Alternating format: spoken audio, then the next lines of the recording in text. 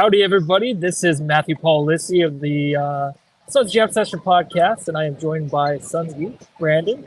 Tonight, after the Suns' victory over the Indiana Pacers, 117-110. How's everyone doing out there? How you doing, Suns Geek? I'm doing fantastic, man. Back-to-back shows with the Suns Jam Session podcast. 5 wins in a row, baby. Football Sunday. You know me, I'm a really big football fan and everything. So it's been a good day. Glad we got the W. And yeah, ready to talk about this game, man. Yeah, I was gonna open by back-to-back wins and then back-to-back games with Suns Geek on. That's how I was gonna open, but I forgot. It wasn't in my notes. If it's not in my notes, I forget everything. Right tonight, John. here, man. Yeah. Tonight, John is off.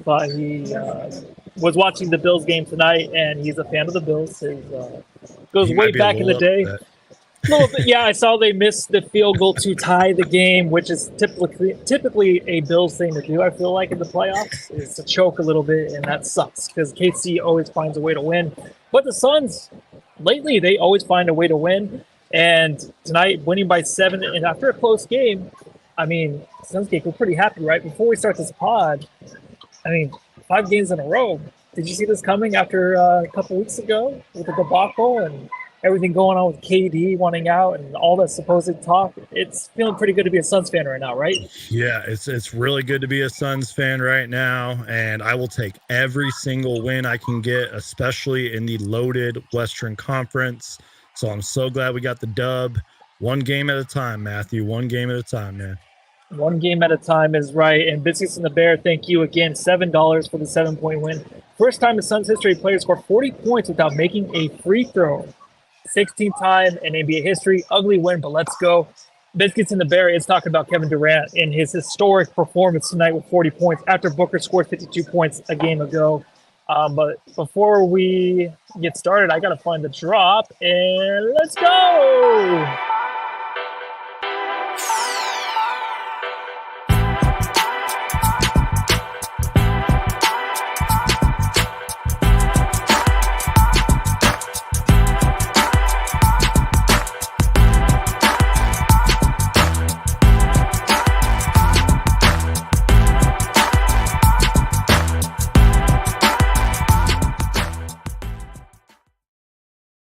Corey, it's 117-110.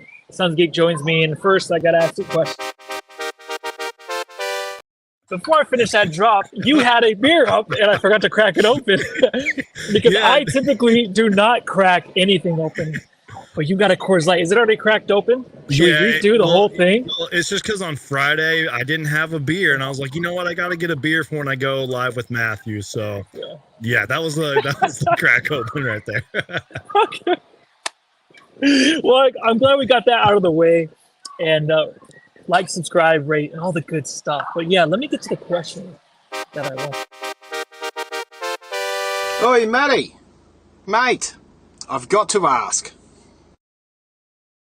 Gotta be honest, Suns Geek, this is 5 games in a row, and it's feeling pretty good. I just want to ask you, what is the best win so far? Is it the win over the Pelicans? Is it the comeback win that happened many, many nights ago, but seemed like, oh, I'm sorry, it was only like 3 games ago against the Kings. It feels like a long time ago, though. Yeah, but I'm assuming that was probably the best moment, right, so far in the 5-game win streak. Or is it just the consistent play from Kevin Durant, Booker, and Beal, in spurts during, I don't know, during the win streak where you just are like, oh, one guy's not falling off. They're all kind of just gelling really well together. But what's your favorite moment so far? That's a great question. I was sort of talking about this with John. We had a little bit of a segment on this, but I will say it probably was that win against the Kings, because first off, that wasn't just some ordinary cliche comeback. That was a historic comeback that we haven't seen in a long time, especially with the Phoenix Suns. But I also was talking to John too, and I'm like, you got to be better than your last game. And even though tonight was kind of a mixed review, we were obviously incredible against the Pelicans the other night. So I'm going to answer the question with saying the best win of the season was against the Kings. You maybe could do an honorable mention for that Pelicans game. But again, just be better than your last game. And even though this game was a little too close for comfort at times, I'm glad we won. We won 5 in a row, man. Like I said, like John and I were going over the standings on Friday nights. It is a loaded Western Conference. You want to get every single win you can get. and I will take this win, man. Yeah, especially when a team is missing their star and Tyrese Haliburton tonight, who was out late scratch. He was out the game before, but I did see him in the shoot around, and he was just a late scratch, which kind of sucks. Is you want to see how this team will compete against, this Indiana Pacers team that has an all-star and Haliburton, and they just picked up Pascal Siakam. That would have been great, but we did get the win. But before we get into like the bench and how poorly they've been and how good the Pacers bench really is, let's get into this guy who's really, really freaking good. Who the heck are you? I'm Kevin Durant. You know who I am. Y'all know who I am. Did anybody see a sniper? Did anybody see anything? I'm one of the best players to ever play the game. Without a free throw, Kevin Durant has 40 points tonight, and who else didn't have free throws tonight was Nurkic. Well, he didn't play very much, and Grayson Allen. So it was really heavy, one-sided, really, with getting to the line or just getting the fouls drawn, and that was the Indiana Pacers. But tonight, Kevin Durant was magnificent, man. I think at times when you want to see the bench pick up the pieces and kind of keep that lead or keep the team in the game, the Suns still have to rely on one of the big three. And tonight, it was Kevin Durant throughout the whole game that had the Suns back and made sure that they got this victory tonight, right? Yeah, absolutely, man. I mean, I remember when the Pacers had like rallied back from 14, all of a sudden Kevin Durant dropped like 14 on their heads when we seemed like we were going into a scoring drought. And I love how you started off that segment about Kevin Durant. You said 0 free throws, but you know what? I'm okay with that because there's a lot of games, especially this season and maybe a little bit last season, where Kevin Durant would have a whole bunch of points and people on Twitter would be like, oh, it's just because he got to the free throw line a lot. Who cares, man? I will take the 0 free throws because Kevin Durant was spectacular tonight. Every time we needed him, he came up with a big shot, 40 freaking points on what was it, 18, if I'm getting this right, 18 for 25 shooting and only 4 threes. Kevin freaking Durant. And also, I thought he was really good on the defensive end. We were talking about that win against the Kings. We were talking about the Pelicans game. It's been really because of Kevin Durant's defense. And as you said, man, he was magnificent tonight. Shout out to Kevin Durant, man. Yeah, it's unbelievable how good he still is. And even in the subreddit, there's always talk about Kevin Durant. Like, God, that guy cannot miss. And especially at the age he's at. And I know I'm doing the same thing we always do where we talk about the guy's age, just like LeBron James. But speaking of LeBron James, speaking of LeBron James and losing hair, Joey Lucio says, Matt, is it me or when KD gets a haircut, he plays like a beast? You know what? He does. And the whole thing with the hair, so I recently learned, like, if you're losing your hair and stuff, it's a lot of tension on the scalp. If you let your scalp breathe, that hair can come through. So if you think about it in the league, guys that take it so seriously, like Kevin Durant and Chris, I'm not going anywhere with that. We're done. We're done talking about that. I'm not going to talk about hair loss because KD looks good either way, whether he's growing hair or not. He's just killing it out there. So I did want to talk a little bit about the Suns bench, and you just saw the Indiana Pacers. Their bench tonight just incredible. Was it like 50 points? They couldn't even add it up. There's just so many jagged numbers in there. 13 points. Yeah. Mm-hmm. Yeah. Obi Toppin, 13 points. Walker just came alive in the fourth quarter, got 10 points. Shepherd, 4 points. Jalen Smith returned the sticks, 15 points. Nembhard, 9, and then Mathurin had 4. The Suns bench obviously is a huge issue. I mean, the Pacers are the number one team in the league when it comes to bench scoring at 49 points. The Suns are 27th with 28 points per game. And we all know that. We all know it's an issue. We all know there's the big, I guess there's a little bit of a big deal about the Suns kind of adding a wing. But of course it would come with the likes of Grayson Allen leaving. I'm not sure if you talked about last pod with the Grayson Allen news, how he's getting involved with a lot of trade talks. But this bench, man, from Eubanks to KBD, it is just so disappointing how critical they're needed in situations on defense, scoring wise, and they're just not there. You can see it on their face where they are just having the hardest time at finding any kind of confidence. Do you think the Suns starters have lost all the trust that they had in that bench unit so far? I mean, right now, within the last 5 games? This might sound like an unpopular opinion. I'm going to say no, but the Suns bench just needs to be more consistent, man. That's how I look at it. Like, again, you said it perfectly. Like, The Pacers bench had like over 55 bench points. That's insane. The Suns had like 26 or 28. And the highest Suns bench scorer was Eric Gordon, and he was 1 for 6 from the game. That is like unacceptable, man. Like they have to be more consistent night in and night out. Even if we just do a 8-man rotation, so 3 bench players, I'm okay with that. But you got to put points on the board, because I was talking to John about this. Any other points we can get outside of our big 3 are just a bonus, and we're going to need it down the stretch. We're going to need it in the playoffs. And not only that, just on the offensive end, they got to be better on the defensive end, man. Like, I'm not saying all the defensive lapses, because there was a lot of times in this game where the Pacers would go like on an 11-0 run or something like that, especially late in the fourth quarter when they did go on an 11-0 run. And really, the whole Suns defensive team has been terrible. But they just need a lot more consistency. I don't know if it's just more of maybe, as you mentioned, maybe the Suns' big 3 does need to trust them more, or maybe they just need to start hitting their shot. It was just a rough night for the bench, man. Yeah, and Lazy Swatch does say we need Ball back. Yes. I don't know if you. I mean, I kind of forgot today, that he is out, but his impact he had when he was playing in that 2-game stretch was huge. And of course, he twisted his ankle, and he's been out since. We do lack that just versatile guy that's long, obviously, defensively, that is a menace, and a guy that has some moves that can attack, who had confidence, something that this whole team definitely lacks right now on the bench end. I do want to talk about one guy in particular who played. It seemed like he played more minutes than he did, only with 11 minutes, but that's Drew Eubanks. Big Crank Eubanks. Crank that soul. Now I mean you. Crank that soul. Now I mean you. Crank that soul. Now I mean you. Crank that soul. Now what? That's a longer drop than I remember. I was like, wait, when is this one over? 12 seconds. Eubanks tonight played 11 minutes, but Nurkic got into foul trouble early.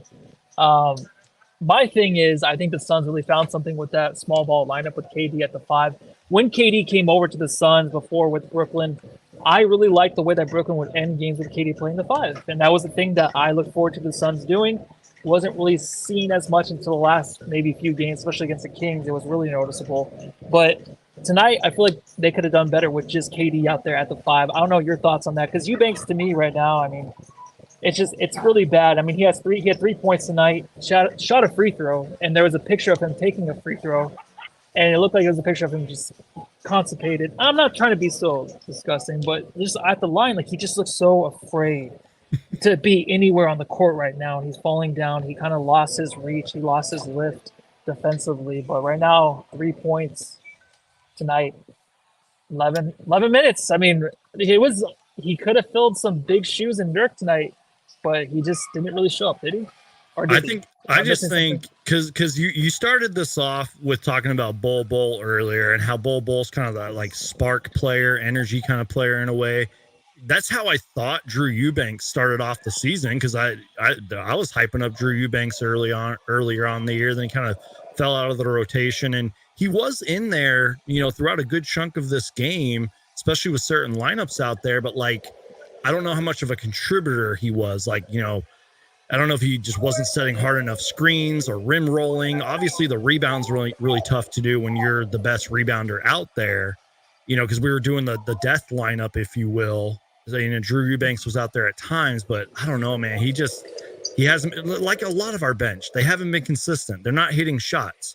In Drew Eubanks' case, not grabbing rebounds or playing great defense. Although there was a few times I thought he competed on defense.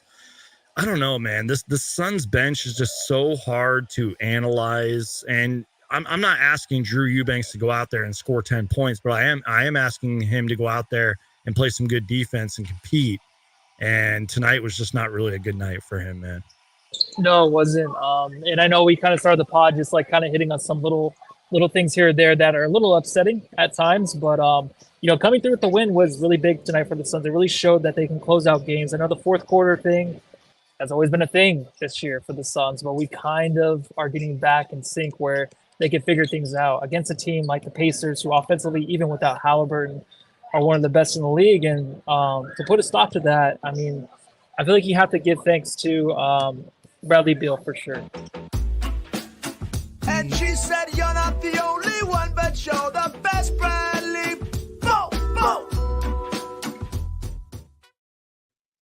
I mean, Beal ended the game terrific. I mean, he really took over offensively. He got the ball to the rim. The only thing is, like, he does not get any foul calls, does he? I feel like so many times, even last game, like, he is getting hacked on the arm, and he'll lay there, and he'll just, sit it out defensively for the next possession and just kind of complain to the ref. But I honestly don't blame him. I feel like he gets to the rim. Booker happens too. But Beal, I mean, tonight, when he gets to the line, it was 3 for 3. Yeah. Like, it's just insane how much contact that guy draws, right? And he's not getting to the line. But I like the way he ended tonight's game. It wasn't the best game from him. But in big moments in the fourth, he came through, got some big shots. And when he relied so heavily on the big three, it was easy for him to really, really just get to the rim and just blow by whoever was defending him at the time. Real quick before I talk about Bradley Beal, just real quick. Like I mentioned, the Pacers went on an 11-0 run to start the fourth quarter. That was really because Jarris Walker had back-to-back threes. But the Suns went on a 10-5 run of their own, and a lot of that was because of Bradley Beal. And then you saw how we closed out the game, even though this game felt like forever to end, you know what I mean? But it really was because of Bradley Beal. And I do agree with you. I kind of feel like he did struggle a little bit in the first half, but that's funny that I say that because he only missed 5 shots. He was 11 for 16 from the field. But the way he closed out this game, when he was dribbling the ball through his legs and driving and attacking the rim, I was like, oh, he's on one right now. And you're right, man. Like, he does draw a lot of contact out there, doesn't get called for the foul. And to an extent, I'm okay with him having him tell the refs how it is and complaining about those fouls to an extent. You want him to get back on defense and everything, but he just competes out there, man. He is a hooper. This is the reason that we traded for him. And again, the night that he had, especially the way that he finished, I thought he had a pretty good game overall, man. Yeah, and it's nice to have him just healthy in there and just consistently just playing a role on defense and calling everybody out when they're not performing. The backup plan really for the Pacers tonight was TJ McConnell without having Haliburton in the game. TJ McConnell is something that, of course, Suns fans have always talked about, wanting as a backup point guard. This was his third game he started tonight this season. And he did a pretty good job. I mean, what you're seeing from him is kind of what the Suns want. In the first quarter, he did good. I'm reading his stats. I'm like, dude, I remember coming out in the first. I was like, dude, that'd be nice to have. But only 12 minutes tonight. Did he leave with the injury or something? I didn't see that. I think Jalen Smith This is bad reporting actually from did. Because I swear to God, I saw Jalen Smith actually go to the locker room after he was cooking us like in the first half. Oh. I don't know if TJ McConnell did, but I know Jalen Smith did. Because I'm like 12 minutes, 4 points, 3 assists. He seemed like he struggled. Yeah, I mean, it seems like a normal Suns bench player. But it was nice to see that, they had that as like kind of their backup plan for Tyrese Haliburton when he is out. And the Suns' backup due to injury is just, the next guy up. And the next guy up is not really there right now for the Suns. So I think what the Suns are doing right now with the big three and relying on them so heavily in this first team, is this something you're kind of worried about? Or just write it out. Just go through the trade deadline, see what happens, see if there's a name that pops up. Right now, I think the Suns, obviously during the regular season, can handle themselves with their lineup they have right now. And even when Ball comes back, I think that's huge. But do you think they can just kind of write this out for the next few weeks until the trade deadline? Yeah, I mean, let's be real. Even though the trade deadline is approaching, there's still a lot of games left to be played until then, and we'll probably be having a completely different conversation closer to the trade deadline. But the way that I look at it is like maybe there's a couple tweaks, a couple small trades we need to make, but I don't think anything massive is going to happen.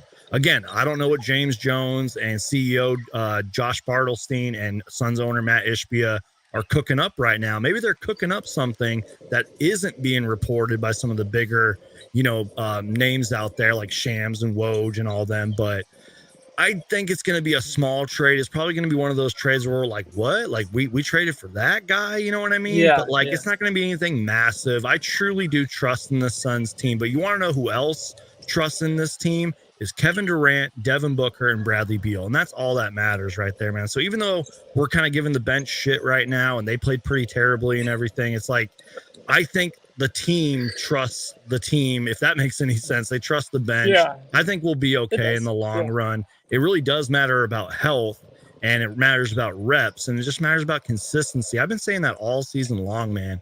We just need consistency in so many areas of the game. But again, who knows, man? You know how basketball changes fast. Like, I didn't expect Pascal Siakam to get traded this fast. All of a sudden, he's on the Pacers. Next up is going to be Zach LaVine. You know what I mean? It's like the NBA moves fast. We'll see where we are. Let's just get to February 1st. You know what I mean? Then we'll see. Even though the trade runs on the 8th. That is true. I mean, they are still figuring it out. And the one thing, too, I know you talked about it last game where Booker, 52 points, and he's probably going to be snubbed as an all-star starter. He is. He's not going to be a starter. And maybe, I don't know if he's going to make the all-star game. And someone brought up on YouTube, like, hey, he's been inconsistent. If you look at the dude's stats, they're better than last year, basically, across the board. I mean, his point total is down like 0.6 or something like that, but his assists are up. That guy just needs everyone healthy because he needs to figure it out because he's handling the ball the most. He is our point guard. And then along with that, once the big three figure it out, along with Grayson Allen, who is part of the core four, and Nurk, and then you can have that bench with Vogel.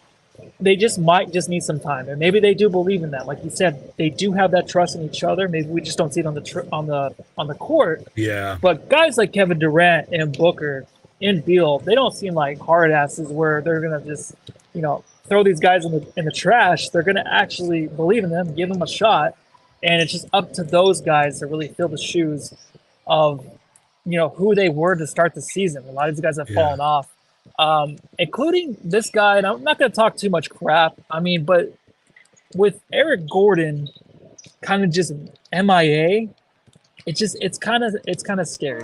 From Indiana University, number 23. Eric Gordon.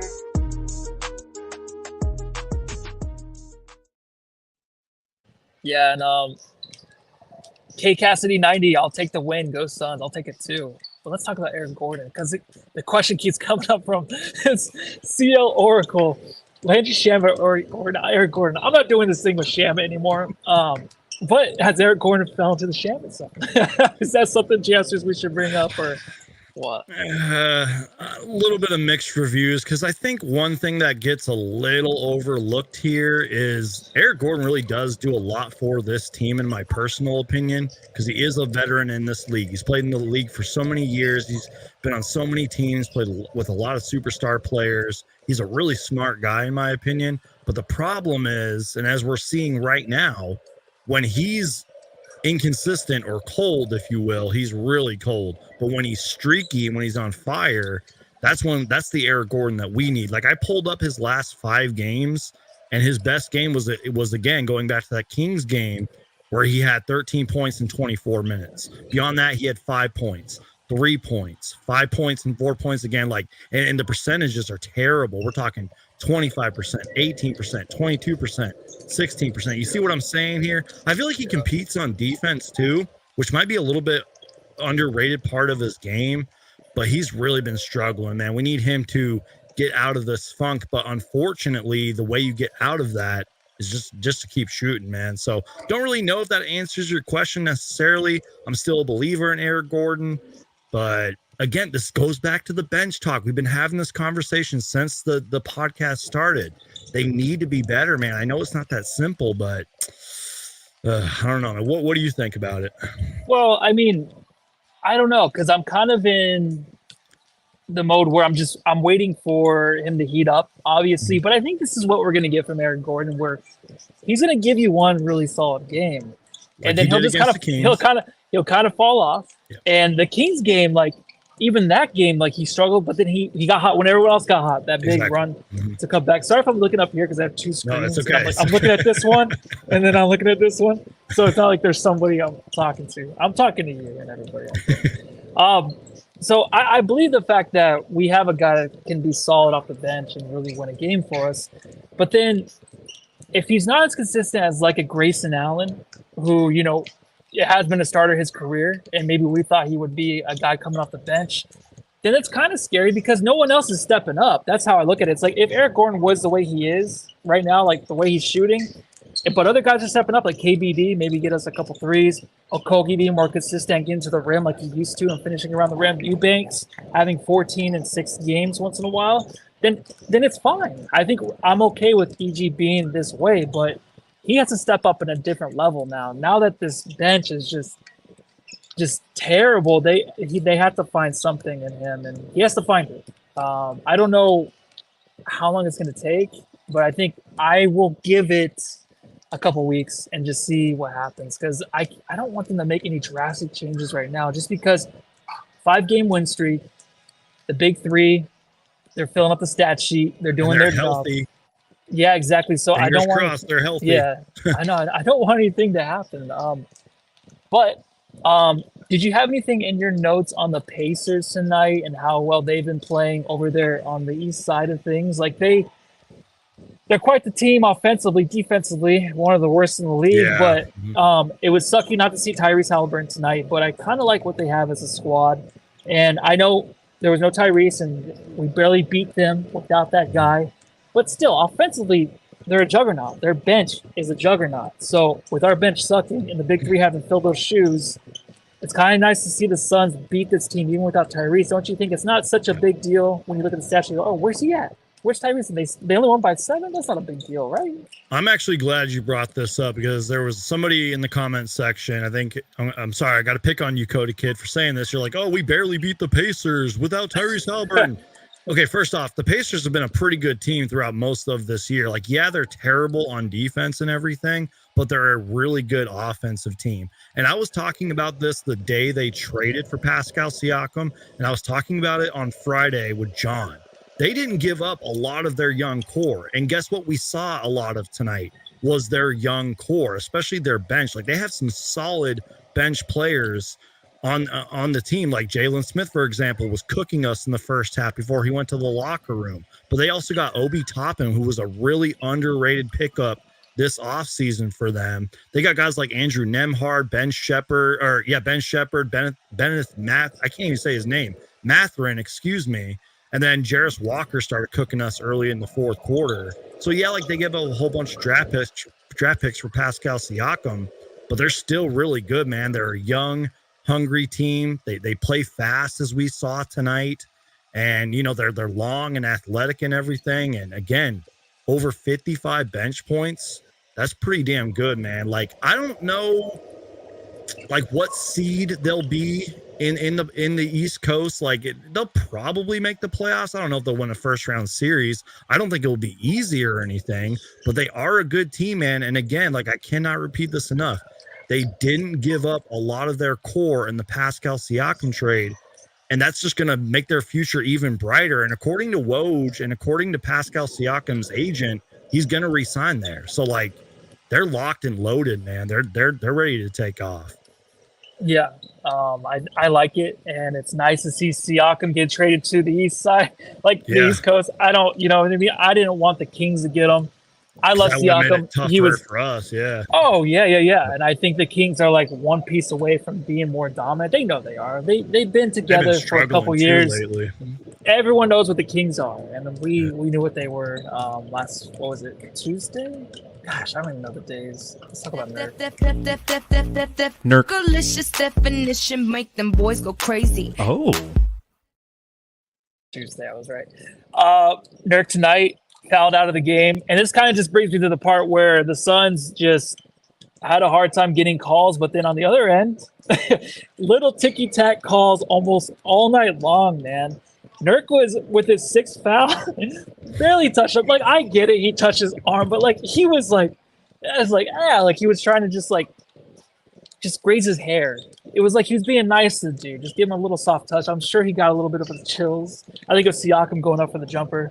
But those fouls that were called on him, it just sucks, because a game like this, we really haven't seen Nurk in really big foul trouble like this season. It was a thing earlier in the season, but we kind of escaped that. And now like Nurk is just 6 fouls, 7 minutes to go in the fourth, and he's out. And then Eubanks has to play the rest of the game, basically, or as much minutes as he can until we can't stand him. But Nurk, man, like, I felt bad for him. There was a lot of bad calls tonight, don't you think? I'm glad you ended with that, because in all fairness to Nurkic, there was a lot of bad calls, because we had that early challenge in the game. I forgot if it was a Kevin Durant or a Devin Booker foul, but they reversed the call because it wasn't a foul. Like, KD got 2 fouls early, and there was just a lot of ticky-tack Like, I barely touched you and it was the foul calls. And speaking of Nurkic, I think the Aussie Suns fans, shout out to them, by the way, they brought up to check out his Twitter. Nurkic literally posted this on his Twitter because he's hilarious like that. Yeah. By the way, he's a great teammate, by the way. He's always posting tweets of his players and all that. Shout out to Jusuf Nurkic, man. You were the absolute best. And you know what? Again, it was a rough night and everything, especially with the fouls and all that. But he still competes out there, did his best, and I don't know, man. I don't know. I don't know either. And I don't know what to do with this drop.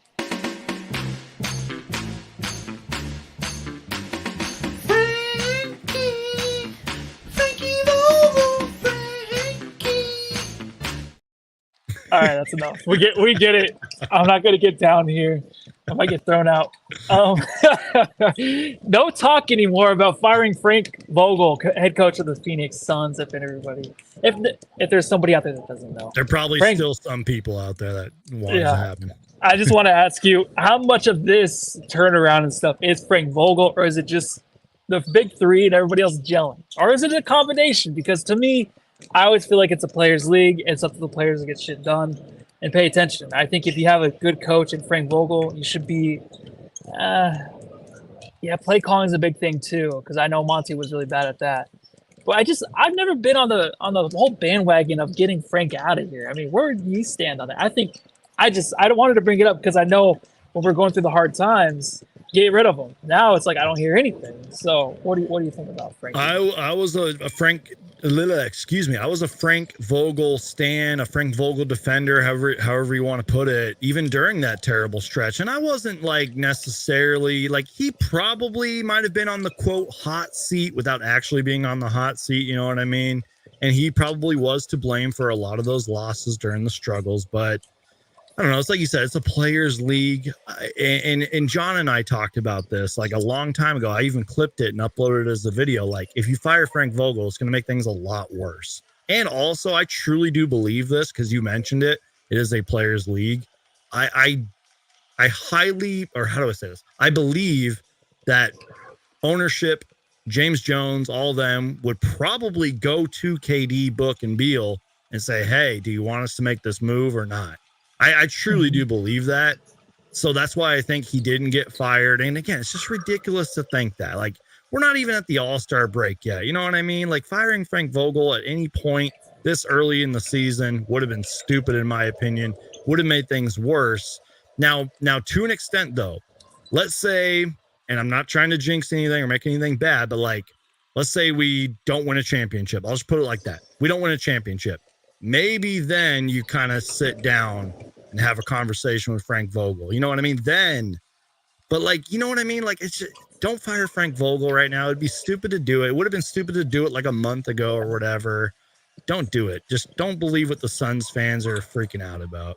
No, I'm totally with you on that. I think that what the Suns are doing right now with the 5-game win streak is they're keeping the noise out, but they always know, like, he's going to stay because you can't just fire a guy when there's injuries happening, right? You got to see how that plays along, and everyone wants to get Beal out of here. Happen.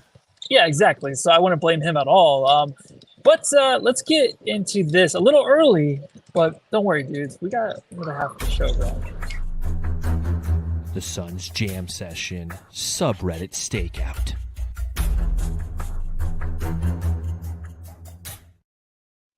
First off, I just want to say, Subreddit Stakeout with John playing Batman, is it the best thing ever or what?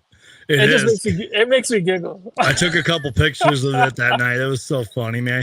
I don't know how he does that and still has this voice left to go. He's so great at that, man. It's so good, dude. But I'm going to be pretty boring tonight. But subreddit for the Pacers.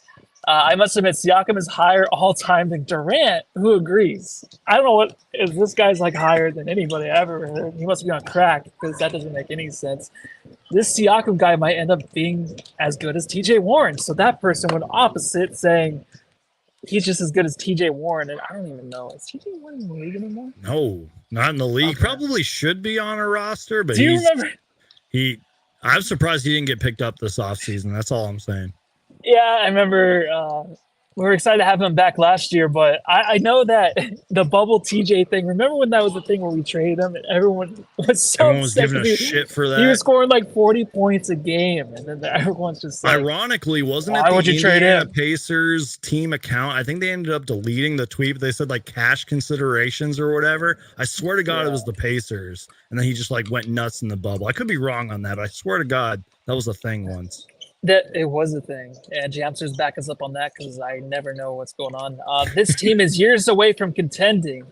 I don't know if they're years away, and I'm going to say something. Like OKC this year, you know, I predicted them to be second in the West, and they're still second in the They're West. good. I kind of see this maybe next year, but I think with the Pacers. Right now, the Pacers, obviously, they have a chance to contend in the playoffs because I think their offense is just so explosive. And I think what they have in Tyrese is a guy now that, of course, articles released, everybody wants to come here now, including Siakam, who's walking around right there. Should I go say hi? No, just jump off the balcony. They want to come here and play with them.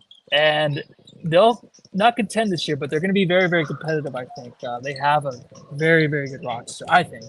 They're not that far away from it. Brutal miss in the Chiefs-Bills game. Sorry, John. And then that's when I found out they missed the field goal because I wasn't watching it. Everybody around me had it on, watching the Bills and Chiefs game, but I kind of stayed away from it. Did you watch any football this weekend? Casually, and saying that is an understatement. Like, I am the understatement of a casual football fan because I can name you like 3 or 4 players and that's it. And I have no clue what's going on half the time, but I like to watch it. It's fun. But yeah, I did actually sit down and actually watched a little bit of football. But then I realized the Suns were on. I realized I had videos to do. So, you know, but I'm rocking the Cardinals hat. Gotta support the Cardinals, you know. Yeah, and, I just noticed it was a Cardinals hat. Just like all season long, we're talking about headband book, and this was like 2 weeks ago, and I was like, well, how many games has he worn a headband? And John's like, he's worn a headband all season long, and I'm like, what? I don't know. I'm gonna his brother's funny, man. He tweeted out headband book or no headband book after that big game. He had the 52 points. That's hilarious. Yeah. Wait, whose brother? Devin Booker's brother. He tweeted I forgot he had a brother. Yeah, he tweeted it. It was funny, man. That is funny. Hopefully, he's not as annoying as Patrick Mahomes' brother. I know that guy's pretty annoying and should be in jail or something. I don't know. Yeah, I'm like, he's been in a lot of legal trouble. Yeah. Did you see what's his name? Travis Kelce's brother tonight? Yes, and like it was on, and the beer, was that a regular sized beer? I was like, is that a mini beer? They look like a tiny beer. Yeah, exactly. I was like, is that a mini beer? Is that a real size beer? That's gonna be me when the Phoenix Suns win the championship this year. I'm gonna have my shirt off with a beer in my hand in Phoenix. It's gonna be amazing. You're gonna be outside in the cold. Yes. I don't know where that's gonna be during the summer. This podcast is all over the place. I love it, man. And this is what Suns fans hopefully come have it for. hairy. Yeah, hopefully you're as hairy as that dude too, because it'd be even funnier. Toppin has such a high release point. He needs to be more confident shooting over guys. So I did notice that Obi Toppin, like his jump shot, and I know we always compare him to Amari, but his jump shot just to calm down a little bit. I was watching Zion the other night, obviously, because he was playing the Suns, and I just was like, that dude has not slowed down. You know what I mean? Like Zion has been in the league. What is this, his 4th year? He has not worked on his controlled speed. Like he gets into things so quickly. If he was just more patient and drawing fouls and stuff like that, like he just is like a hot potato with that thing, with grabbing the ball. Like, oh, hurry! I gotta throw it in. So Toppin, I think, needs to slow down on his jump shot. He has the high release. There's another, I feel like, evolution to his game. I'll never give up on Obi. I love that dude. Yeah. I was gonna say, because you kind of said it, like he's got the high release, but not just that, he's long, man. Like he has a long wingspan, obviously has super athletic and everything, and he showed a little bit of that athleticism tonight when he had back-to-back drives. He had that little reverse dunk and everything, which that was terrible defense on the Suns' part, by the way. But yeah, if he can figure out the jump shot, man, he'll be a really good player in this league. But right now, you know, coming off the bench, still young, he's got time to figure it out. I think so too. He'll be around the league, and he'll be that 1 year, kind of like Malik Monk, maybe, where Monk's just like, now he's like a good player, not an all-star, but he's a better player than most people thought. I can kind of see that outcome. Mm-hmm. Yeah. KD 17 of 23 and 37 points. I mean, fuck. And then, of course, this is always added. Booker is just the worst. I don't know what they have with, like, Booker had a rough game tonight, but why is he the worst? What did he do wrong? Did he do anything wrong tonight? Dude, even my sister asked me, like, why do people hate on Devin Booker? I'm just like, I don't know, man. They're just haters. They're trolls. I know. All right, that was it. The Suns Jam Session Subreddit Stakeout.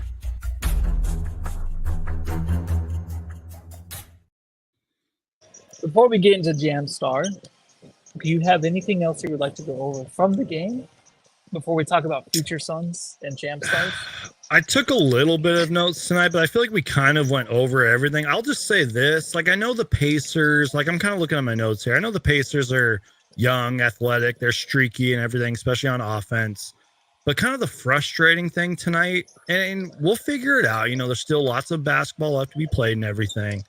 But they went on a lot of runs tonight, and so did we. But I saw a lot of those defensive lapses, if you will, that I hadn't really seen in the last couple games. That makes sense. That was kind of the frustrating thing tonight. But thank God for KD, and thank God for Bradley Beal at the end of the game. Like, they saved us.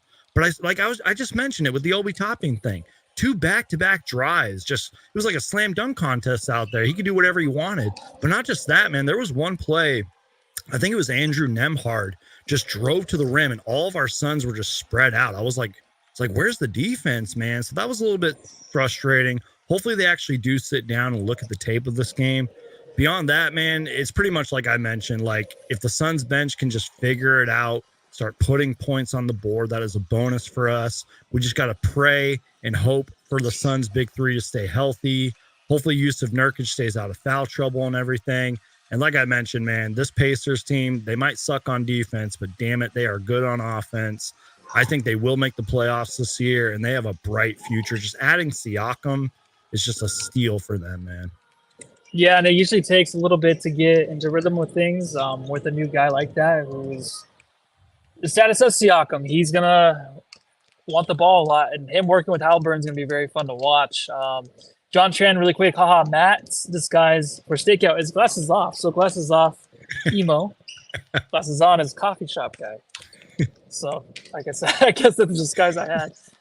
But, yeah, so I don't think I had much from the game. So we'll go ahead and do Jam.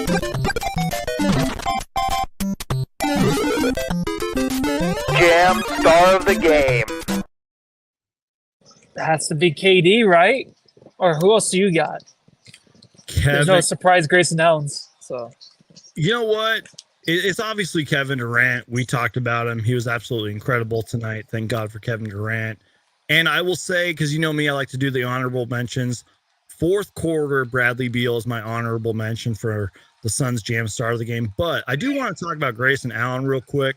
Left the game, I want to say, in the first quarter, or at least the first half, with what looked like an injury. You know, he's a tough guy. Like, went to the locker room, but then after that, came back and actually hit some shots. He was 5 for 7 tonight. He had 13 points, and I thought he just competed out there, man. I mean, he was just looking like Grayson Allen. Just kind of took a little bit of a hard tumble. That's going to happen and everything.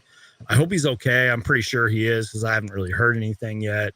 And I've been hyping up Grayson Allen all season long, especially last podcast. I don't know if you listened to it. I was calling him an all-star and everything. He's been incredible, man. So to finally answer your question, the Suns Jam star of the game is Kevin Durant, but honorable mention to Grayson, Beal, and those are my stars. Very nice, man. There you go. Let's give it to KD. That's a cool background. Cody Kid says sticks. Saul Soto, KD. Kiko G, KD is a jam star for me. I love that. Maya B, KD has like 2 in the first. 2 beers.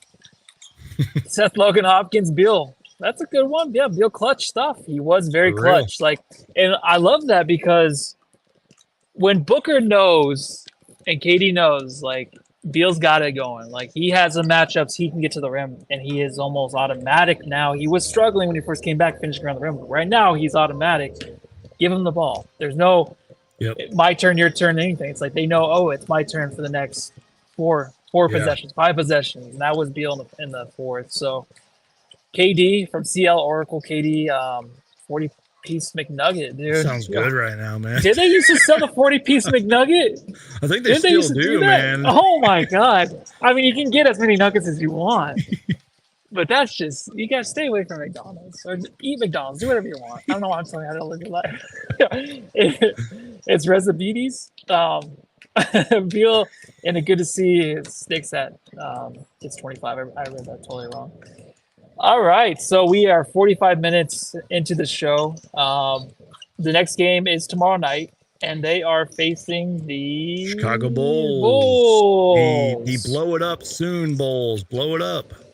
Do it. Yeah, so another win, right? Geek, it has to be another Fingers win, right? crossed. I hope we didn't let all of our energy out with this game. I feel like that could be a trap game tomorrow. I don't know why. I don't mean to be negative, but it's true, you know. Yeah, why? Oh, whoops. Sorry about that. There I am. I thought weren't they like picking it up? Weren't they like winning games? A little bit, surprisingly. And Kobe White's been playing incredible for them as of late. But that's why I think it might be a little bit of a trap game. I'm like, Levine's been hurt and everything, and they've been super inconsistent. And it's like, if they don't blow it up this year, it's like, will they ever blow it up? But it's like, they're just a bad team, and their owner is stubborn, and I don't like that team at all, man. They just need to keep Kobe White, maybe keep a couple of those other young guys and blow it up. Yeah, they won their last 2. They won 3 of their last 4. Yeah, and it looks like they won 6 out of their last 7. They're playing 8. A little bit better, but they're not a contender. Yeah. They're not even like they might be a play-in team at best, if that. Yeah, it's funny because I listened to the No Dunks podcast, and everybody out there listens to them, and Trey Kirby is a big Bulls fan, so I try to listen to them every morning when I can, just to get like a recap of the night before. But when he says Bulls are back, and I think he said it a few days ago, last week, and I kind of believe him. Maybe I have to go with that because I don't know. How can I not believe it? He's a Bulls fan. So Aussie Suns fans, let's say 103 people watching, 29 likes this video. Like the video, subscribe, do what you can to help us out. Tonight we're probably going to end it a little bit earlier so I can get out of here, drive home, and tuck myself in. Anything else, Suns Geek? I mean, let everyone knows who you are already, unless you're a new watcher out there. Suns Geek, where can they find you, man? Yeah, I mean, if you are a new watcher of both of our channels, please subscribe to both of us. You know, follow the podcasts, the Suns Jam Session podcast and everything. Just check out the description. That's where all of our info is. But obviously on YouTube, I'm constantly uploading videos and live shows and YouTube shorts. If it has to deal with the Phoenix Suns, I'm going to make a video about it. And again, man, it's always a pleasure to be on here with you guys. Anytime you guys need me, I'll do my best to fill in.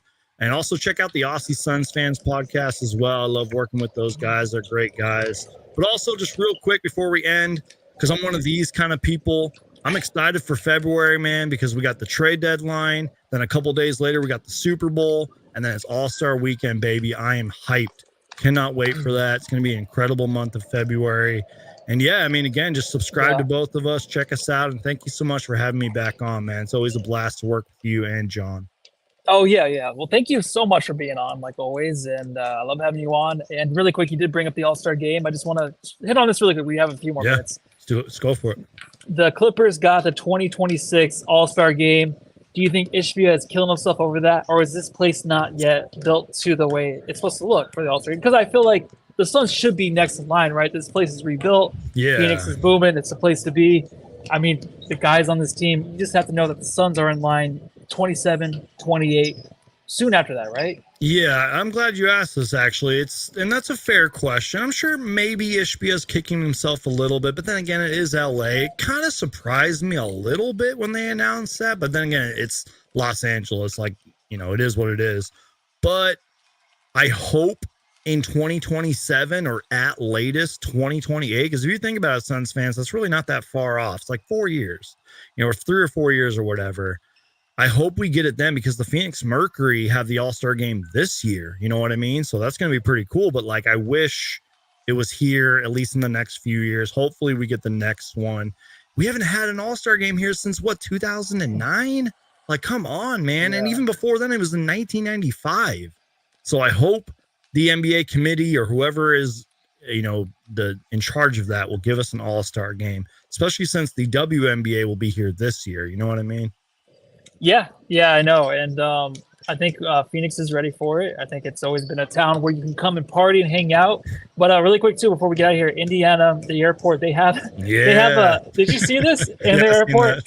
But I guess you can't play basketball, but that would be the funnest thing ever if you can actually go to the airport, you arrive, and there's a huge court there. And, you know, right now there's a lot of travel, you know, a lot of planes, a lot of delays out there. A lot of planes, a lot of delays. That made no sense. But when you're delayed, play some hoop. 1-on-1, 2-on-2, 5-on-5. That's what they should be able to do. But they're not allowed to play. I think they're just supposed to walk. They can walk on it. But that's a pretty cool thing to have, to bring in the All-Stars. So probably just like injury concerns, or, you know, people getting in fights, or, you know, doing all that stuff. Like, I get it, but that kind of sucks. So like, you put that court out there and you can't do anything but walk on it, maybe take a picture. I don't know, but it's still kind of cool though. I'm not gonna lie, I don't think I've ever seen that before, so that's pretty cool. No, it's pretty awesome. I saw that last week on No Dogs. I was like, what? That's so sick. The Suns should just have that. I feel like HBO should have a court everywhere. There's room for a court for people to play. All the old courts, just throw them. Like, whenever he rebuilds the Suns training facility, take those other courts and put them random, like Arizona Mills or some kind of mall or something. It'd be fun. But before I get out here, I want to say, everyone go home, love your family. But I do truly mean it. Just go out there, love your family, because they're the only ones that matter to you. And that's why I say it after every pod. So thank you, Suns Geek, for joining. And everyone have a good night.